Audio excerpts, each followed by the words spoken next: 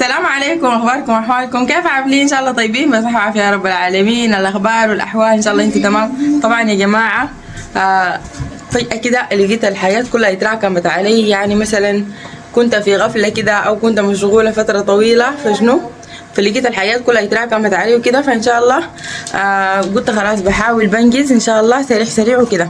كيف الاخبار؟ كيف عاملين؟ رمضان كريم ان شاء الله ينعاد علينا وعليكم بالصحة والسلامة يا رب العالمين. اخباركم واحوالكم كيف عاملين؟ ان شاء الله طيبين بصحة يا رب العالمين. يعني مستقبلين رمضان وكده، فعندي ترتيبات كتيرة في البيت قاعدة اعمل فيها وكده.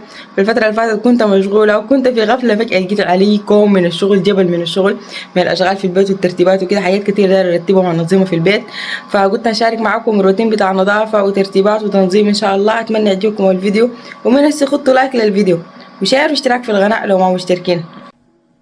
طيب يا حلوين، طبعا السرير ده جبته في الصالة، والحاجة مطقم مع الكنبات لأنه كلهم جلد.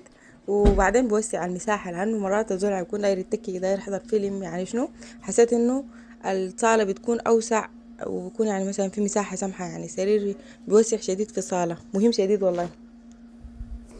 في اخت من الاخوات قالت لي سريرك ده سرير حنه، فبس انا طبعا مشكلتي مع الحنه ما عندي وقت. وبعدين كده عشان الجو بارد فشنو يعني زول بيبرد زياده لما يكون خاتيها، ما بتنشف سريع ما بتمسك سريع. يعني هي حلوه، انا بحب الحنه، فبس لكن محتاجه لزول يكون عنده وقت اكتر، محتاجه زول يكون فاضي اكتر. محتاجة برضو يكون الجو دافي أحسن يعني.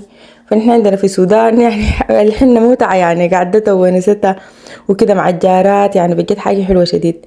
لكن هنا طبعا انتوا عارفين البلد دي الناس كلها جارية، وزول طبعا ما داير يضيع سنين غربته في الفاضي، فبيكون عنده 100 حاجة في راسه بيعمل فيها.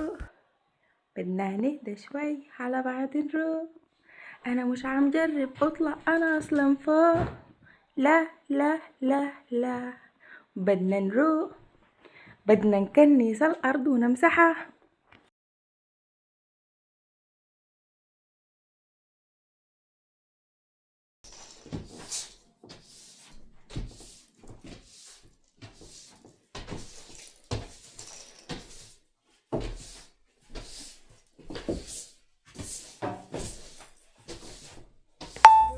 طيب يا حلوين، طبعا اهم حاجه الايجابيه والروح الايجابيه. فانا بحاول انه اخلي الفيديوهات حقاتي ايجابيه قدر الامكان، لدرجه انه الفتره اللي فاتت وقفت لانه ما في حاجه ايجابيه قاعد تحصل في الدنيا دي. ما عارفه حاصل شنو، حروب وضرب وكل الاتجاهات كده مولعه، فما تعرفوا الدنيا دي حاصل فيها شنو. لكن اي حاجه ما ايجابيه يعني نحن ممكن ما نخليها تطلع ترند، يعني ممكن نحن ما نهتم بيها، او يعني ما نفعلها، او ما نحاول انه ندعمها ونتكلم عنها كتير. الحاجات اللي ما ايجابيه لو زول يعني اداه اهتمام وبقى وقته كله بيتكلم عنها ومتابعه، فالحاجه دي ما كويسه. لكن في حين انه يتجاهلها حتظهر الحاجات الجميله، الحاجات الايجابيه، الحاجات الحلوه.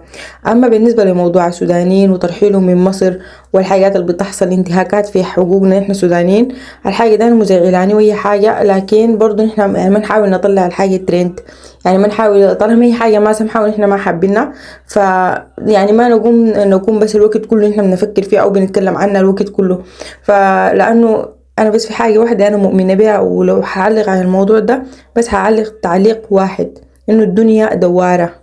الدنيا دوارة. يعني يوم من الأيام الإثيوبيين كانوا بيجوا السودان، وكان برضو يعني حباش وكده بيكونوا دايرين يمشوا مثلا أمريكا، دايرين يمشوا حتات تانية، برضو بيجوا بالتهريب وبيجوا بطرق، يعني هم إنهم جيراننا ومننا وفينا، فنحن ما كنا بنحسن معاملتهم. وهسي الحاجة دي بقت تحصل لنا نحن ذاتنا، وما معروف يوم من الأيام الناس اللي بيكونوا هسي مستغيرين وعايشين أحلى حياة، ما معروف الدنيا دوارة تمشي بالناس وين. فعشان كده زول يكون رحيم ويكون رؤوف ويحاول يتعامل معاملة كويسة مع كل الناس. فبس ان شاء الله انا بتمنى الحاجة دي. والحرب ما حتقعد في السودان للأبد، الحرب في السودان بتقعد فترة، حتى لو طالت الفترة مصير يوم من الأيام السودان ده يستغير أموره تتظبط، ومصيرنا يوم من الأيام بلدنا دي تبقى أحسن بلد في العالم. فبيجي يوم من الأيام الحرب حتنتهي. فبس زي ما قلت لكم اهم حاجه الناس يراعوا لها ان احنا كلنا بشر، الانسانيه هي بتجمع كل الناس. فالحمد لله على نعمه الانسانيه. يعني يزول في قلبه ما في انسانيه دي اكعب حاجه طبعا. فزي ما شايفين انا حابه الفيديو الليله يكون فيديو تحفيزي وجميل. فطبعا شايفين البخور لما يكون في فتات كده من الفحم بيظبط البخور شديد. يا سلام على البخور طبعا، رهيب، روعة روعة، البخور ده أحلى حاجة. فكده خلاص البخور طبعا ولع، يا سلام. فأتمنى الفيديو اللي يكون تحفيز يكون جميل ويعجبكم يا بنات. جيب الفوطة اللون جرين عشان ننضف الكوكر. ده نعمل سلطة أسود وبروكلي للغدا. جيب الفوطة اللون جرين بتعرفيها. Jag sett EU till bockis i år. För jag tror vi så fiston icke bockis. ده حلو جديد بينظف الكوكر والأجهزة، السلو كوكر والاير فراير والحاجات دي. الغراب داك جا يشيل الفارة دي، قام لقى لعبة. دي فارة، هي لعبة، كان قايلة فارة حقيقية ولا شنو؟ سبحان الله. جو بارد كيف، شايفين التلج؟ ويعني ما التلج لكن بس يعني الحاجات متجمدة، الحاجات كلها متجمدة.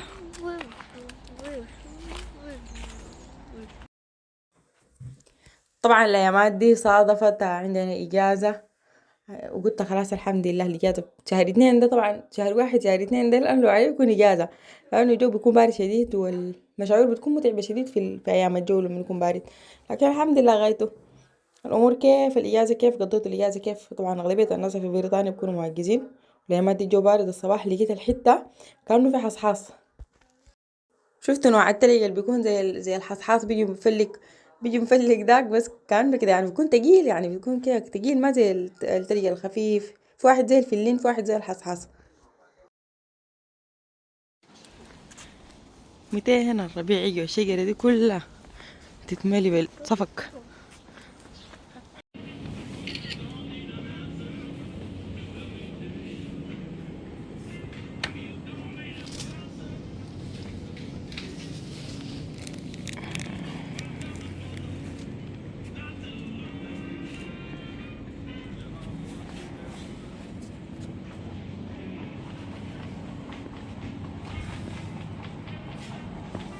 الصيف ولا هنا؟ هذا الطريقة أكيد كالجزء ده هنا. طبعا عندي حاجات كتيرة ناقصة في البيت، فحابة أجيب الحاجات إن شاء الله، ودي كل حاجة عن فيديو الليلة. شكرا لكل شخص سهل علينا الحياة، شكرا لكل من جعل الحياة ألطف بكلماته وبأفعاله ومبادراته، شكرا لصانعي أيامنا بلطفهم، وسلاما على من تقسو عليه الحياة ولا يقسو على أحد. شكرا لأولئك الذين يتركون فينا أشياء جميلة تجعلنا نبتسم عند شرود الذهن. لا أحد يشبه أحدا صدقني، حتى في الإحساس، فمنهم من يسلم باليد ومنهم من يسلم بالروح. شكرا لكم، سلام.